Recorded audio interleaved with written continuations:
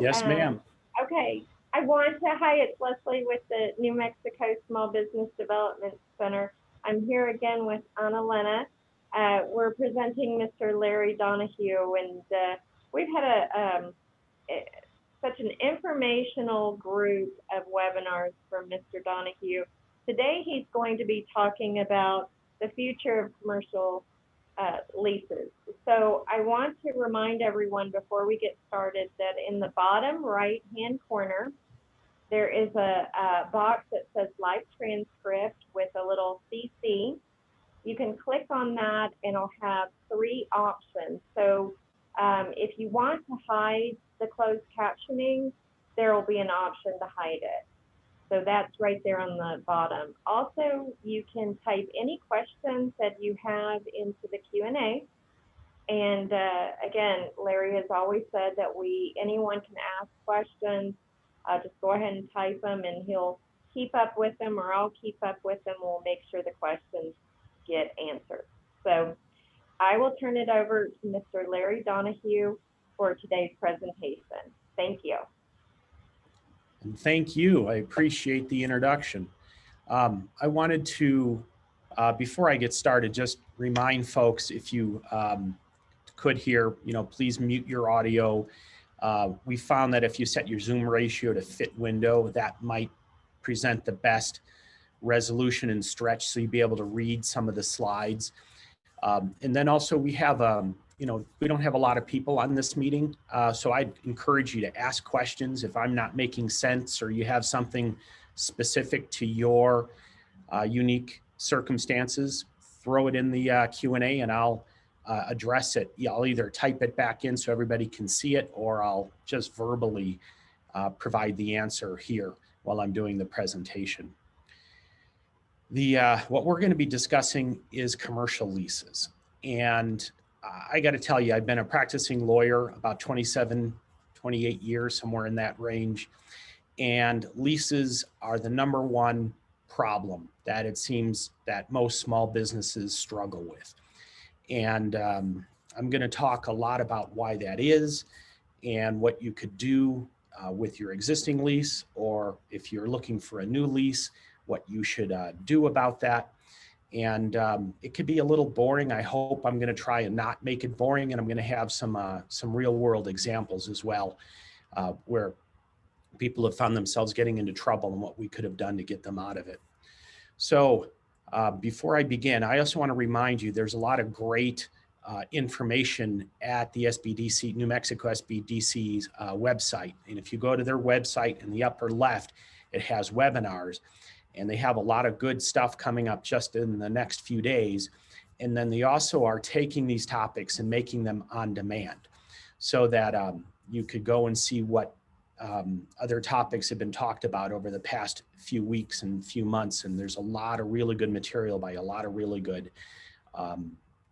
speakers. So with all of that, let's jump into this, future of commercial leases. And, it's really interesting when we talk about leases, because there's a whole dimension post-pandemic, and what do leases sort of mean, or physical spaces, commercial spaces. And so that's a really interesting topic. And I'm not sure anybody's going to really know the answer to that question either. But we're going to talk about that a little bit.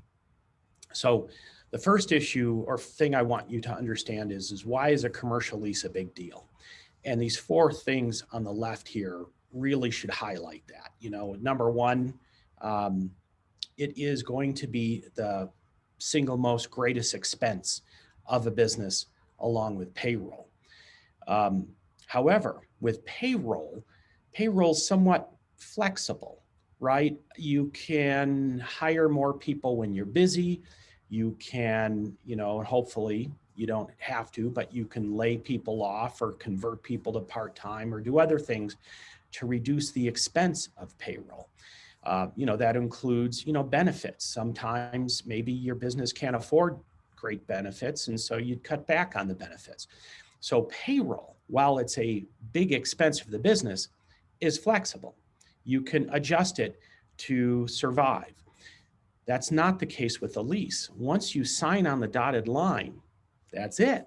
You know, landlords are rarely going to give you the ability to reduce a lease expense somehow. So you really want to be careful about that. The other big issue is it will attach to you personally. And the reason that'll happen is most landlords will not allow a small or even a medium or bigger size business to enter into a lease without what's called a personal guarantee. So the other issue I find is I tell people you want to go into business incorporated. You want to have a corporation or an LLC represent your business. And then I see people put their own name as the party on the lease, even though they have an LLC or corporation. And what that means is you personally are the party to the lease. And you don't want that. You want the LLC or corporation to be a party to the lease. But when you do that, the landlords are going to say they want to hold you personally responsible for the lease. The other big issue that I think often goes overlooked is that the lease is going to have a huge ability on you, the way you generate and earn revenue. And what I see over and over and over again are people that fall in love with a space and they will look around for space and they shop based on, you know, whatever they think important to them. The place or the location, you know, you always hear location, location, location. I think that's not as important anymore for a lot of different businesses. But they'll, you know, maybe they'll also shop for space or pre-existing fixtures. And that's all well and good, but you also want to shop for terms, lease terms. And we're going to explain that in a few minutes. And so what I always recommend is you find 2 or 3 places you really like, and then before you sign on a dotted line somewhere, you negotiate the lease side. And you're going to find out very quickly who is, what landlord's willing to be flexible and what landlord isn't. And you want to go with the space with the flexible landlord for sure.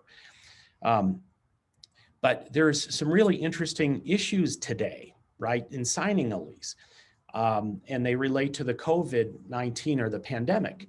And I did see somebody raise a hand, Huda. If you have a question, please. Oh, he is saying that there's no sound. Is everybody able to hear me? I am able to hear you. Annalena, are you? Looks like Catherine raised her hand. Yes, I can. Let's see what's going on. Okay, Catherine can hear us, but sounds like Huda. And I apologize if I'm mispronouncing your name. So we have 3 of the 4 can hear us. And Huda, if you can't hear us, it's possible something's going on with your sound. Maybe you should see if your speakers are working or you have Zoom audio settings set up properly for your computer. Okay, yes. Okay, I'm going to reply. I'm going to go ahead and reply and suggest that they log back in and out. So thank you so much for noticing that, Larry. Sure. Should I wait until she logs back in or should I keep going? What do you think's best? Let's go ahead and keep going since we'll have this on demand, and I'll make Okay. sure that they receive that. So. And I'll reach out to her and make sure that she has the information that she needs. Okay. Okay, perfect. So the uncertainties around COVID-19 are really going to have a big impact on commercial leases. And I don't want to say, don't sign a lease until COVID-19 is sort of a thing of the past, but I really encourage you to be aware of the issues. And I listed some of them here. You know, do you have a non-essential business? Or do you, you know, rely on non-essential businesses, either because they're your customers or they might be neighboring businesses that you're hoping to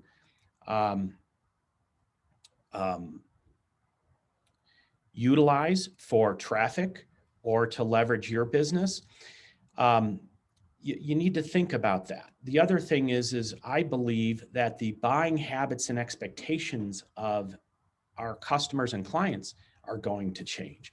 I'm seeing that in the legal world. And yeah, I think, and Elena, I think, yeah, you sent it to the panelists. Okay, you're on it. Perfect. So we do, the world is changing and people's expectations and buying habits are going to change. It's clear that people aren't afraid of paying for things online as much as they used to. And that is going to relate to your business. Do you need as much space as you might otherwise? You need to think about those, and we'll talk about more in a few minutes.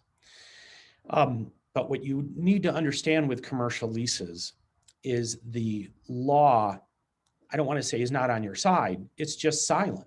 There's no law at all regarding commercial leases. So if you're used to a residential lease where you have some protections on slumlords and getting kicked out without notice, you have none of that on the commercial side. And it's really important you understand that there is no such thing as a slumlord for a commercial lease. And that means, whatever's on the four corners of that document is going to be absolutely everything. So if the landlord has made you any promises, if they said they're going to take care of things for you, it needs to be in the lease. Never let anybody tell you, oh, don't worry, it doesn't need to be in the lease, doesn't need to be in the contract, we'll take care of that. No, it needs to be in the document. You absolutely have to make sure that happens. And the one thing that there is for the landlords is an automatic lien on all your property that is within the premises, all personal property.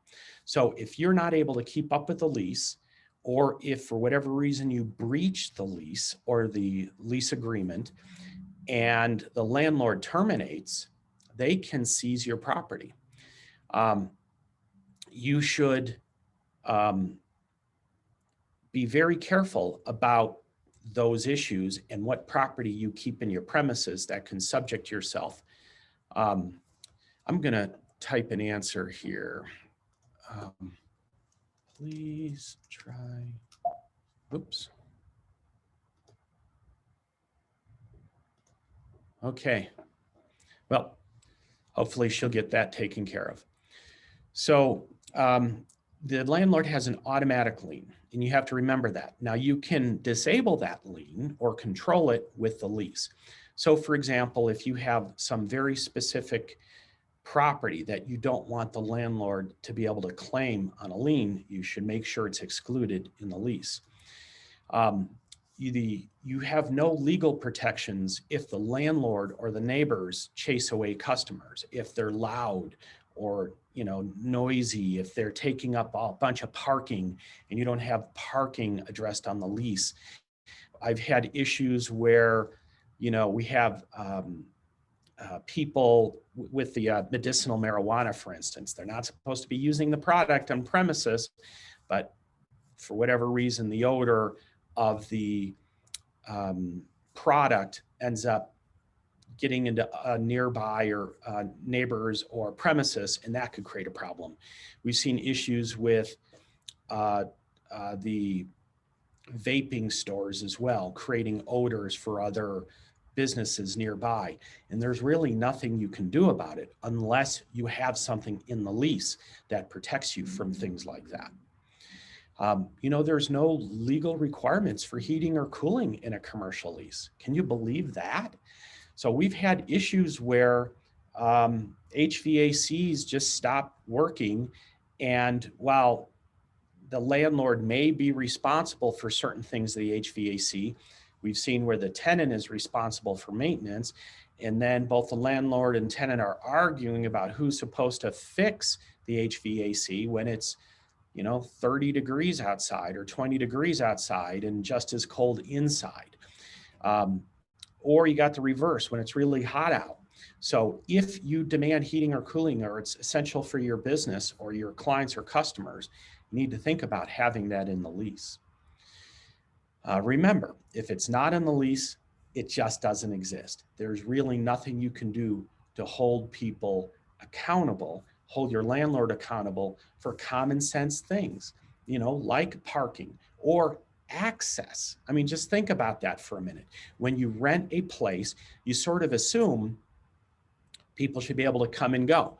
Well, if it's not in the lease, that is a hard argument. Now, there might be some, if you want to spend a lot of money and go to court and fight about access, we might be able to do something.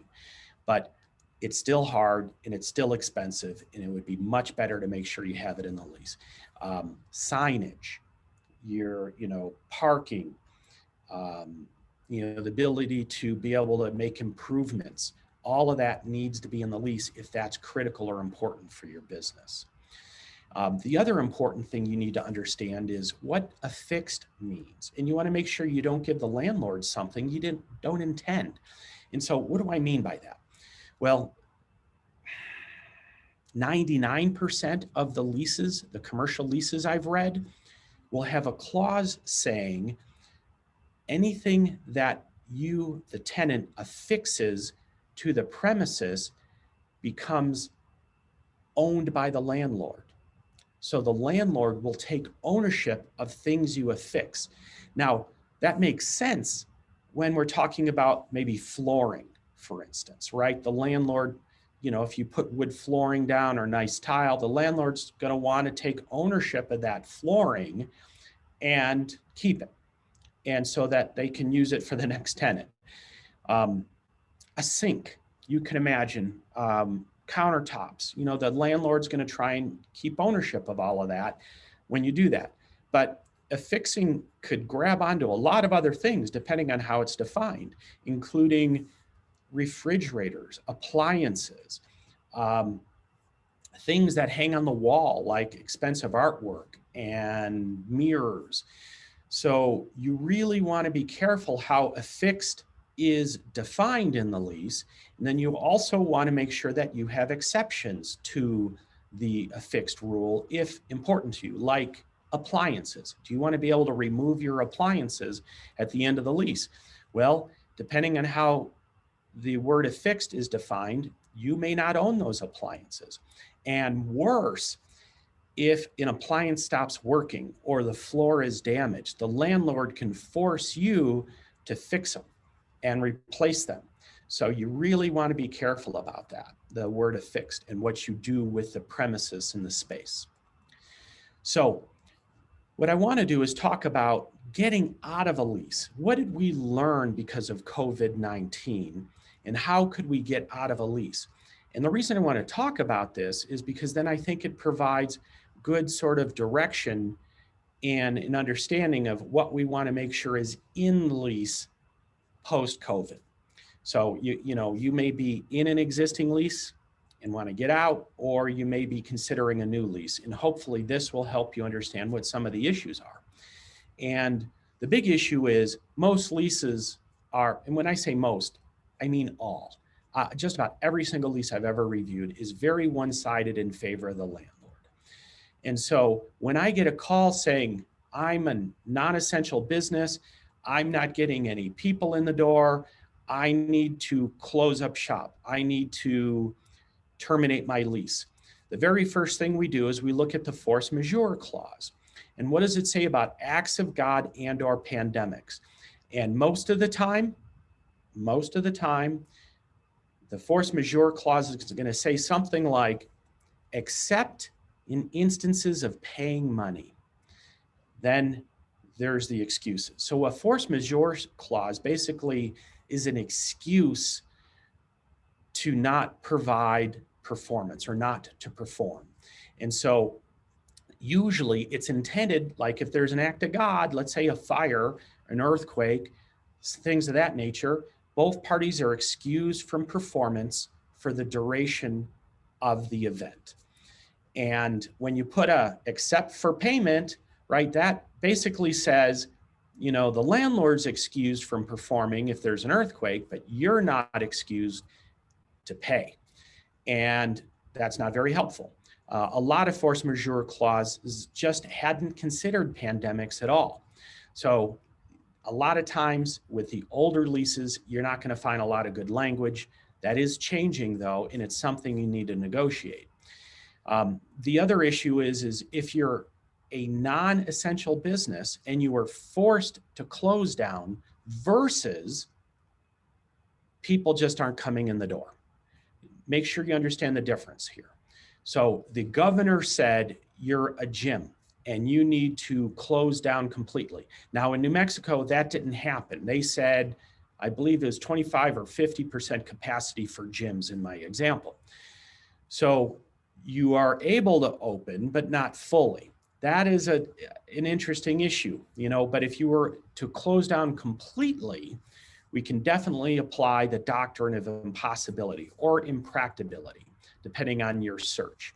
But it implies when it's impractical to open with no fault of your own. When the non-occurrence was a basic assumption when the contract was made, meaning your basic assumption is you're able to operate. There is no governor order saying that you can't open the doors.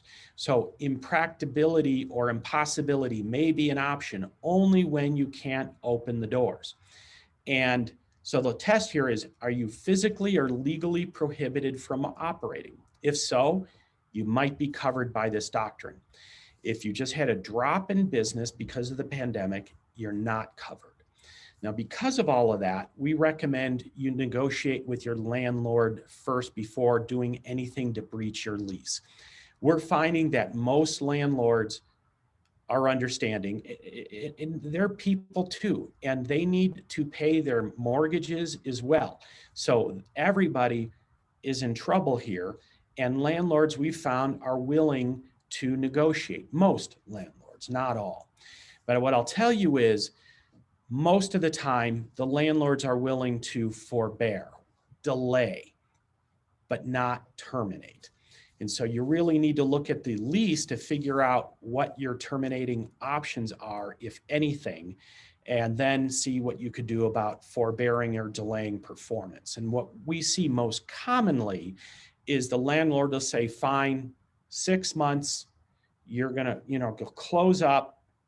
We're not going to charge you a lease, but then we're going to extend your lease for 6 months once COVID is over with. That seems to be fairly common, and a lot of people are doing that with their landlords. So based on what we've learned just now around COVID, plus the fact that I've been doing this a lot, it's important that you avoid some issues here in leases. And I want to go over each one of them first. And that is in a lease, the landlord is going to want to approve things. Imagine tenant improvements. You want to redo the space. Well, the landlord is going to want to approve that before you do it. And that's perfectly acceptable. But what you want to do is make sure that landlord approval shall not be unreasonably delayed or withheld. And so all that means is the landlord's not going to sit around for 6 months making a decision on whether you can improve the space. You want them to be quick about it so that you can then manage your business appropriately. I've seen issues where landlords just won't answer at all, and that's a real problem for a business. You want to avoid ambiguous language, especially around payment of funds or money. And the reason you want to avoid ambiguous language is because it provides room to fight. And when you're talking about fighting, we lawyers like that. The big, sort of secret is, we lawyers are the devil's children, right? We make the most money when people are not getting along. So when we have ambiguous language, I'm going to argue X, the landlord's going to argue Y, and you're just going to have throwing a bunch of money at lawyers and maybe not get anywhere anyway. So avoid the ambiguous language and get specific. One suggestion is SMART goals. Google SMART goals, SMART goals. And you want to make sure that anything that relates to money or your performance, you doing something is smart and well-defined. What I want everybody to avoid is long terms, and especially for brand new businesses or inexperienced owners. And here's why. The SBA says, and I forget the exact number, but I want to say it's somewhere in the high 80s. Businesses fail. Over 80% of businesses fail within the first 3 years. So don't lock yourself into a 3, 5, or 10-year contract. If you have a brand new business, go year to year for now. And yes, it's probably going to be a little bit more money than a 3 or a 5-year contract. But if you're one of the unlucky, unfortunate people where you have to close your doors, you're not going to have that expensive lease hanging over your neck. And it's going to give you a lot of options, including renegotiating on the 2nd or 3rd year. So you'd be really surprised that spending a little bit more money on the shorter term is going to really help you in a lot of circumstances. What I also want to warn you about and make sure you avoid is when the landlord takes responsibility for something, but then also has a disclaimer relating to that something. And I'll give you an example. Landlord responsible for the swamp cooler on the roof, but the landlord's not responsible for water damage. That's ridiculous, right? But a lot of leases will have that. You'll see something where the landlord's responsible for the grease trap if you have a restaurant or need that kind of thing. But then the landlord's not responsible for damage associated with the improper maintenance of the grease trap. That would be a problem as well. So you really want to think through those issues, and whatever the landlord's responsible for, how can it create damage to your business or your property, and make sure that the landlord's responsible for it. And I'll tell you, landlords don't want to be responsible for anything. So they're going to have problems with that. But then that's where the negotiation is. And it's like, look, if I tell you your swamp cooler is dripping on my stuff, you need to fix it ASAP. And if you let it go on too long, then it's going to create more damage and you're going to have to pay for it. So at least you can tie down the response time that the landlord will have to treat something like water dripping from a swamp cooler. You want to avoid extensive penalties for late payment of rent. What would be an extensive or excessive penalty? Well, clearly money, but another one would be terminating the lease. I've seen leases where, you're 3 days late on rent, boom, you're terminated. You're terminated. The keys, the locks are rekeyed. You don't want that. And you'd think, well, 3 days, come on, I should be able to pay my rent in 3 days. Are you sure about that? And are you the type of person that puts a check in the mail? Have you seen checks slow down recently because of the Postal Service? So no fault of anybody's. There are leases all over the country because the Postal Service managed to slow itself down somehow, and checks are not getting delivered on time to the landlords. So don't be one of those people. Give yourself a reasonable amount of time. And so 5 days, payment. But even then, so now you've breached. You didn't pay when you're supposed to. You're 5 days late. Okay, fine. Here's $100 penalty, but you can't terminate my lease. You got to give me 10 days notice, and you got to tell me that you didn't receive my payment, and I'm gonna FedEx or I'm gonna drive down a check. That's what you want, because you never want to get into those circumstances, because if the landlord decides they don't like you, or if the landlord decides they can get somebody else in your space for more, then this is a great way for them to trigger a termination and get you out of there. So don't give the landlord opportunities to get rid of you if you don't want to be gotten rid of. So the other issue, and I kind of touched on this earlier, was benefits or rights not identified in the lease. Words, verbal communication is irrelevant. If anybody ever tells you, oh, don't worry, it's not in the contract, it's not in the lease, we'll take care of that. No, it has to be in the lease. I'll give you another example. Let's say the landlord says, oh yeah, don't worry, we will pay for all utilities. So we will pay for all utilities. Okay, but it's not in the lease. The lease says tenant's responsible for utilities, but they verbally told you that they will take care of utilities. And then they'll even say, we've been doing it for years. No, put it in the lease. Make sure the lease is correct and it addresses what is actually going on. And I'll explain why with a bad example one of my clients had in a little bit. The other thing I see a lot in leases is the use of force without legal process or notice. Get rid of that. You know, the landlord should not have the ability to go and lock your doors and kick everybody out without following the legal process, without giving you notice and giving you the opportunity to remediate and fix whatever the problem is. So it's just avoid it. The other issue I see a lot is, especially in malls, the bigger malls, you see this all the time, but I see them in smaller malls too, in strip malls, where the landlord has the right to relocate you. And you may think, okay, fine, but wait a minute, is it a good location? And then what about compensation? I mean, I've literally seen landlords move clients or tenants out of a fully finished place and move them into an empty shell, and then expected the tenant to spend more money on tenant improvements to get the shell back to where they needed it. And of course, it was a bad location. And oh, don't forget, you got to pay for business cards.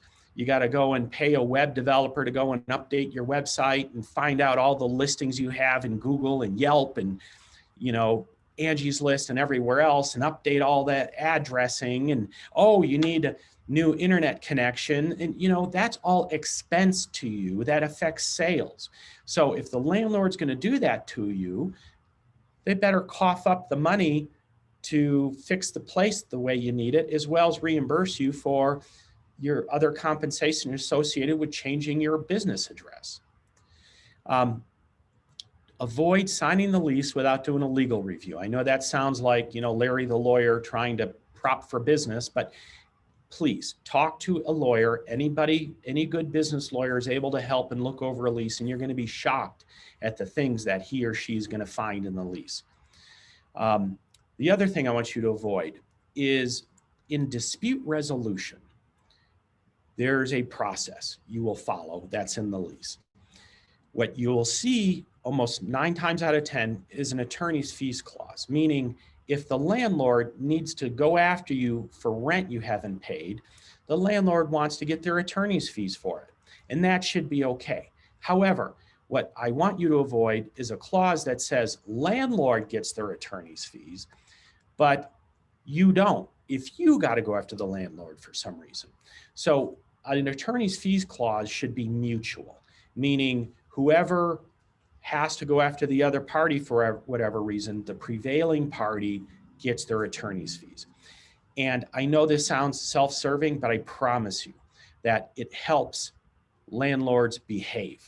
Because if landlords feel like they don't have to pay your attorney's fees, you have to pay theirs, they just turn into bad actors. And I'm not trying to denigrate every good landlord out there. I just, over and over again, I see it. You know, if there's a attorney's fees clause just for the landlord rarely negotiates, rarely seems to, you know, be looking for a mutually beneficial solution. So I strongly recommend that. Also, specific landlord duties. And this is a great test. Look at the lease and look for default, tenant default. Most of the time, you're going to see anywhere from at least a big paragraph to a page or more on tenant defaults. But my question is, what about landlord defaults? Do you see anything at all in the lease on landlord defaults? Usually not. So what you want to do is make sure that the lease mentions specific landlord duties as well as remedies. What happens if the landlord doesn't fix the swamp cooler on time? Can you terminate the lease? You really should think about that stuff. So you want duties and remedies and landlord defaults identified in the lease, as much as there is for tenant default. And finally, landlord can charge CAM. Certain leases will have common area maintenance, not all of them, but some leases, a lot of leases. And so it basically gives the landlord the ability to say, there is property taxes. I have 5 tenants and we're going to split the property taxes amongst the 5 tenants. You know, if the space in the lease requires that, that's fine. But what you want to do is make sure you have the right to audit, and there's a dispute resolution process involved. When you find out that maybe they're not calculating things correctly, or they're not calculating utilities correctly. I've seen instances where a property management company will have their father-in-law's maintenance company doing maintenance on the common areas. And that maintenance company is charging an exorbitant rate and then splitting amongst the tenants. You have a right to audit all of that, and all the fees and charges should be reasonable given what is being produced. And you should exercise your audit rights every once in a blue moon just to make sure things are on the up and up. One other one. I want you to avoid brokers who are representing both you and the landlord. And again, I'm not trying to denigrate a class of people like brokers here, but when a broker represents both, they're trying to get a deal done and they're not really looking out for your best interest. They're looking out for your best interest as well as the landlord's best interest. And those are competing things. And what I find is when brokers can represent both you and the landlord, they tend to show you only those properties where they have a relationship with the landlord, versus a broker that you make clear that they cannot represent the landlord. They cannot accept a finder's fee from the landlord, although they probably still get paid from the landlord, but they're not representing the landlord. There's another broker involved. That way, such brokers are more apt to show you more properties, number one, and then also better represent you versus the other landlord. So what have we learned with COVID? So I talked a little bit about if you had an existing lease, what you would try to do to get out of it. And then I talked about stuff you want to avoid in a contract or in a lease. So if we're thinking about a new lease, what do we want to think about? And the first one is force majeure clauses, for sure. And think about not just relating to yourself, but how it relates to customers, vendors, contractors, neighbors, and do you need, run through an edge case, a use case, I call it. What happens if your customer base are non-essential businesses and they can't afford my services? Do I want that in my force majeure clause? Do I want specific language around pandemics? Now, you can't just think about that in a vacuum. You got to put it into the bigger issue here, the bigger context. How long is too long? If it's a 2-week pandemic versus a 2-year pandemic, do I want the ability to terminate, or do I just want to be able to delay performance or payment?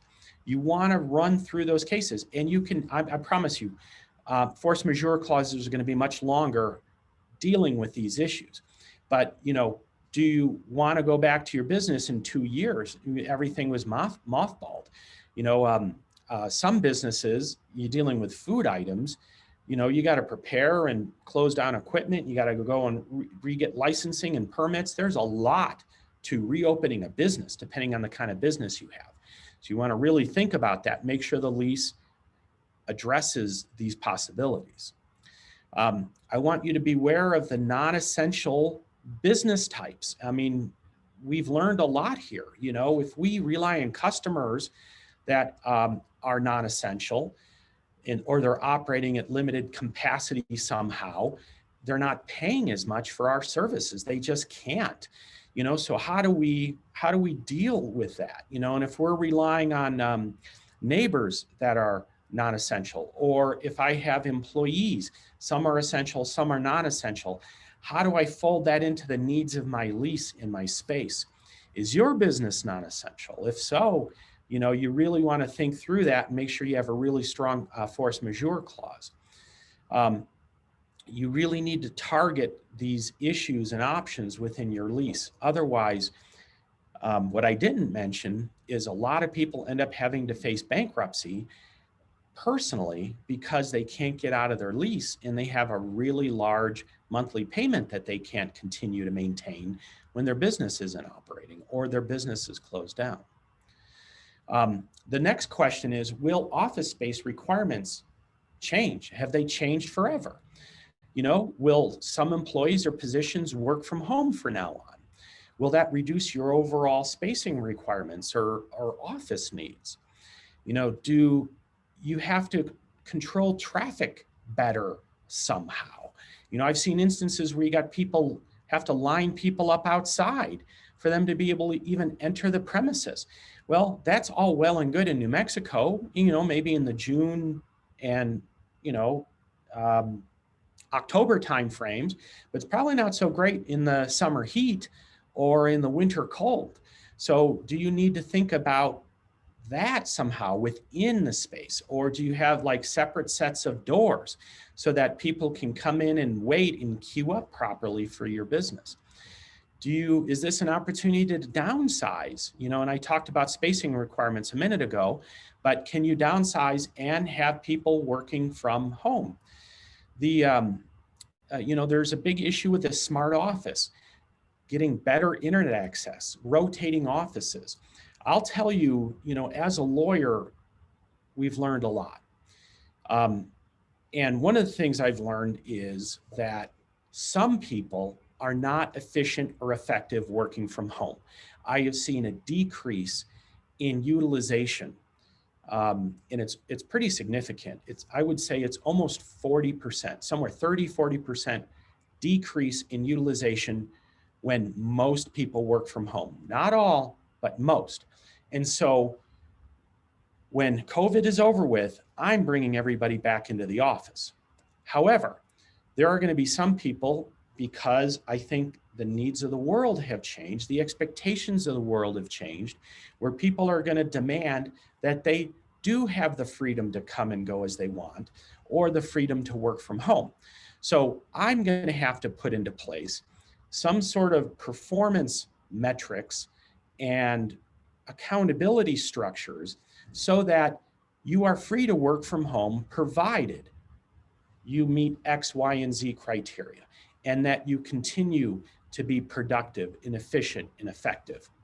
And so I don't know how many people are going to be able to do that yet. And so it's very difficult for me to predict how much I can downsize because of this. But what I do know is most people don't have the capability of being effective at home. I'm just not seeing it. They're getting up at the same time, and then they're spending time with the kids and the pets, and then they're walking in front of their computer at 9:30, and then they're going and taking the dogs for a walk at 10:30, and so they're just not as efficient and effective at home. So I'm bringing them in. Your business may be different, and so I think it's a little early to determine where this is all going, but I do know I'm going to need a rotating office or two, because I do know there will be some people working from home, and I know I'm going to have to beef up my internet access and have a smarter, more capable office, paperless office, so people can access files and documents from home or remotely.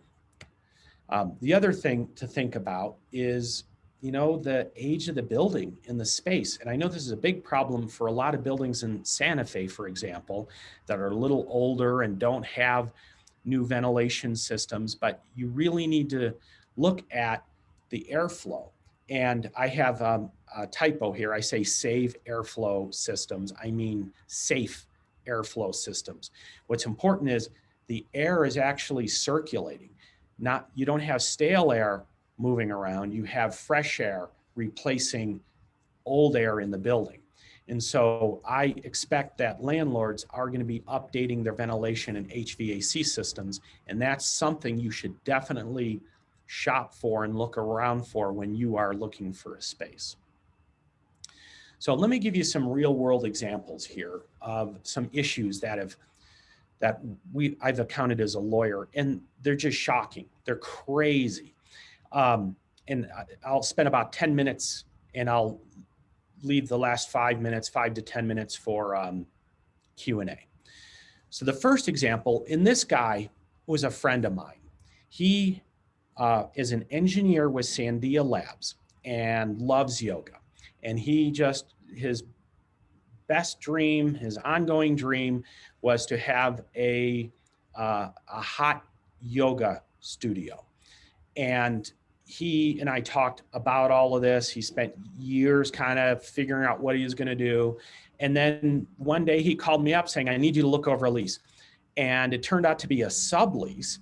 He found an MMA gym that was willing to subdivide their space and allow him to build a hot yoga studio in the MMA gym.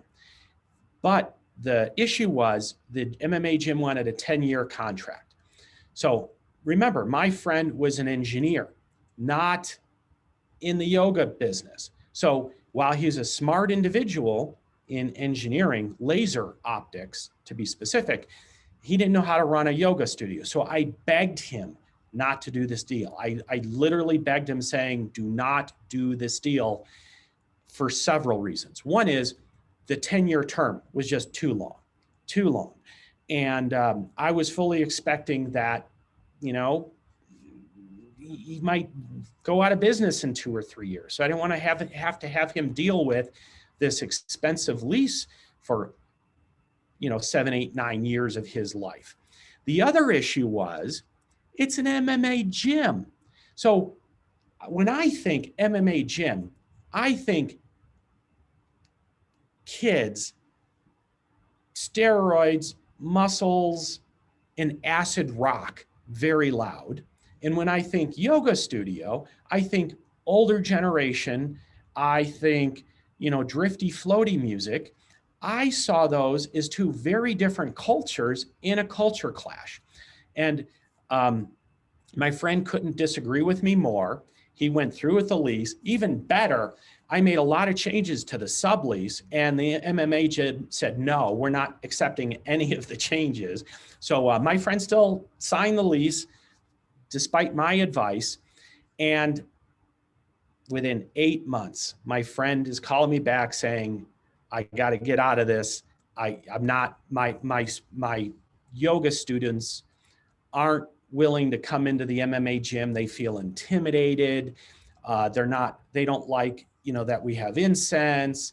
They are, rude and obnoxious. They're putting equipment in front of our doors, so we can't even get into the place.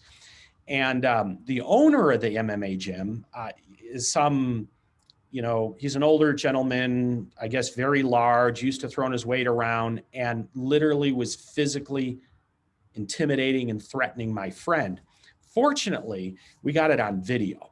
So I was able to say, what a great argument to say, well, this is, the behavior you're exhibiting is creating a number of problems. And, there's another thing called the quiet enjoyment. And it was basically a violation of the quiet enjoyment of the place. And so I was able to get my friend out of there, but he would have spent lots of legal fees if he wasn't my friend. So you really need to be careful about that, but that's one example.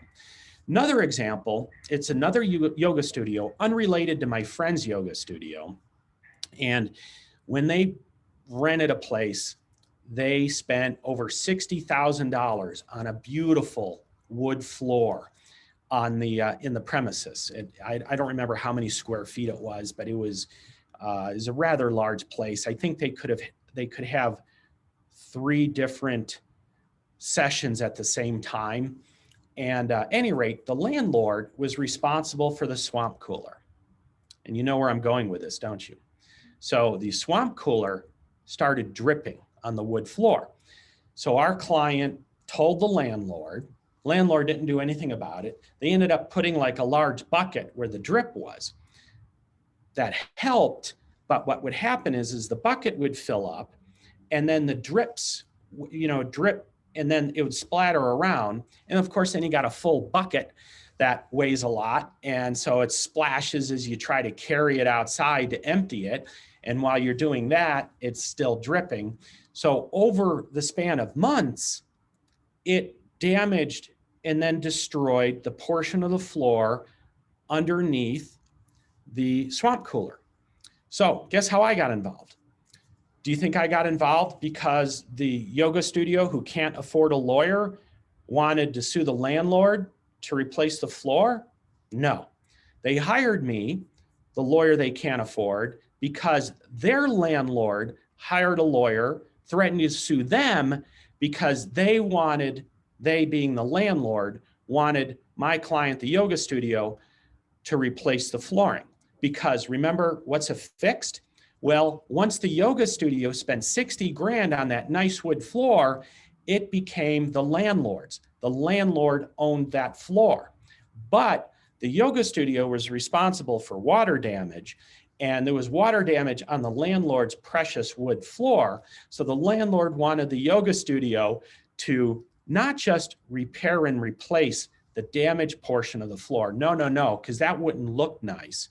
They wanted the yoga studio to replace the entire $60,000 wood floor because of the water damage associated with the swamp cooler that the landlord was responsible for and failed to fix even after being notified.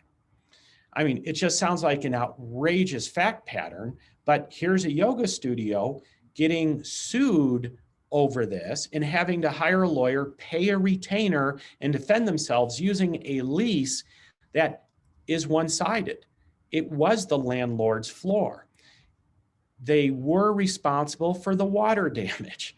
So it was not a good situation for this yoga studio. And the last thing they wanted to do was spend $30,000 or $40,000 with me arguing how unfair this all is. And so they ended up having to close their business down and then negotiate with the landlord on everything else. Finally, the last example I'm going to give you is even more outrageous than the yoga studio I told you about with the wood floor and the swamp cooler. Here's what happened. This was a laundromat. My client was a laundromat. He had a 20-year lease. And the reason he did a 20-year lease is because his friend owned the strip mall that the laundromat was located in. It was his friend. His friend was not charging him for utilities. And I guess laundromats use a lot of water. So my client was not paying for the water that his business was using in his laundromat in this strip mall. Well, about 9 years into the lease, meaning 11 years more to go, his friend sells the strip mall. And therefore, my client, the laundromat tenant, has a new landlord. The new landlord figures out, oh, look at this. This laundromat hasn't been paying for water. The lease says it should be paying for water. So number one, you need to start paying for water going forward. And that actually turned out to be a bit of a financial problem because the laundromat was such that it was just barely breaking even without having to pay for water. So once it had to pay for water, its viability was in question. But that's not the biggest issue. Number two, the new landlord said, oh, I acquired this lease. It's called an assignment. So the landlord, the new landlord, acquires the lease. Now think about that for a moment. When somebody is assigned the lease, meaning the seller of the property assigns the lease to the buyer of the property, that assignment gives the new landlord all rights and benefits and terms and conditions and duties. Everything goes to the new landlord. Well, guess what? That lease said my client was supposed to pay for water. And it doesn't matter that verbally the old landlord, his friend, said he didn't need to pay for water. The new landlord said, you've been breaching your lease for the past 9 years. You owe me 9 years worth of water, utilities you haven't been paying. And yes, that number was very close to 6 figures. And so the new landlord, believe it or not, had every right contractually to demand and require that one, my landlord start paying, or my client, start paying for water going forward for 11 more years. And then 2, to cough up almost 6 figures worth of water that wasn't paid for previously. And that was a big deal in a big lawsuit. And so that is just a really good lesson for you to say, if you have a friend and they say you don't have to pay for something, put it in the lease so that it can't come back and be used against you in the future by somebody else. What I always tell people is contracts and leases aren't for friends. They're needed and referenced when the friends go away for some time, for some reason. You know, it's not just selling the property. They could have died or become incapacitated. They could have been divorced and the property gone to the spouse that you don't know or aren't friends with. So you really want to think about those things. So that's it on my real world examples. I'm a little over, I apologize, but we have a few minutes for question and answers. If anybody has any questions, I'd be happy to answer them for you. So you can type your questions into the Q&A, or you can raise your hand and I can unmute your mic if you'd like to speak. I know we only have a couple of minutes left, but while we're waiting for questions, Larry, let me ask you, you were talking about home offices. Does that have anything, would you consider home offices if you're requiring your employees to work from home? What if something happens to their workspace at home? Would that be like with a commercial lease or anything like that? Well, not necessarily. A commercial lease is going to govern the premises that the business is renting or leasing from the landlord. It doesn't cover the individual home offices of your employees. But, you know, you raise a really good point, though, in that if you're going to allow your employees to work from home, you need to make sure that are you giving them materials, inventory, products, tools that they can hurt themselves, or there might be safety issues with children around. You really need to think about that, because if anybody gets hurt, it's not related to the lease, but it could still come back to the business. So you want to make, very clear what the safety guidelines are for any tools or materials or equipment that might be used by people working from home.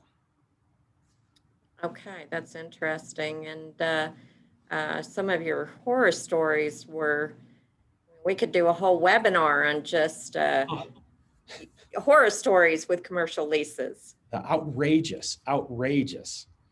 Yeah. And I'm not making anything up. They're true stories. Well, if anyone doesn't have any questions, we will have it pre-recorded on demand for anyone that would like to review it. Steffi says, thank you. Of course, Larry always does such a great job and gives us so much information, which it's good to go to the pre-recorded, because after you watch it a couple times, then there could be questions coming up. And we will have Larry Donahue coming up again in a couple weeks. We have a whole series of webinars this week. This is actually a very busy week with webinars. Tomorrow at 9, we have intellectual property, trademark and trademark searching. We have tomorrow at 12, we have how to pick the perfect web designer. We have Wednesday, e-commerce and alternative selling methods at 9:30. 11:30, we have basic steps to starting a business in New Mexico. And then on Friday, we have 5 signs your website needs an overhaul. So that's it for today. We'll see you guys next time. Thank you. It looks like we did get Catherine raised her hand. Oh, Catherine, let me allow you to talk real quick. Catherine, if you just want to unmute. Thank you. And so, Larry, I appreciate your crisp and entertaining presentation. I have found myself in other presentations falling off and missing a little bit before I wake up. Which will be the presentations? When and what are the next presentations you will be doing? Huh. So, Catherine, I can answer that. I can send you a list of upcoming webinars on what Larry's doing. We're just coming out with the April calendar, and I can send you over his calendar if you'd like. Yes, I'd appreciate that, because when I see the topics, I was interested in leases, but when I see the topics, I don't generally see the name of the presenter, and I might come see a topic just because Larry is presenting. Oh, you're so sweet. Thank you. Generally, yes, but you did a good job. Thank you. Thank you. Thanks, everybody. We'll see you next time.